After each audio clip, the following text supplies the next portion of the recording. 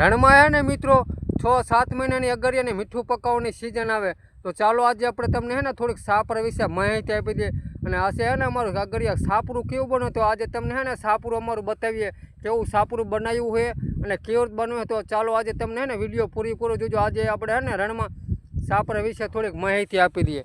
તો મિત્રો આપણે આ ઉપર કંચન નાખ્યું છે સાપરામાં, સમજ્યા? એટલે કંચન નાખ્યું હોય અને ચાલો આજે તમને સાપરું છે ને અંદર બતાવીએ કેવું સાપરું બનાવ્યું છે। તો મિત્રો જુઓ, નીચે કાગર નાખ્યું છે અને ઉપર કંચન નાખ્યું છે। તો આપણે હે ને અગરિયાને શિયાળામાં ઠંડી બહુ આવે, ઠંડી આવે એટલે સાપરું અત્યારે પેક કરવું પડે, કારણ કે પવન વધારે લાગે રણમાં અને હે ને પવનના હિસાબે આપણને ઠંડી બહુ આવે। અને મિત્રો શિયાળામાં ઠંડી આવે અને હે ને ઉનાળામાં પવન બહુ હોય અને ગરમી હોય અને તડકો લાગે, એટલે બબે ઋતુ અમે હે ને રણમાં વેઠીએ તાણે આ મીઠું બને। અને મિત્રો એવું નહીં, આ કાગર નાખવાનું કારણ શું ખબર છે?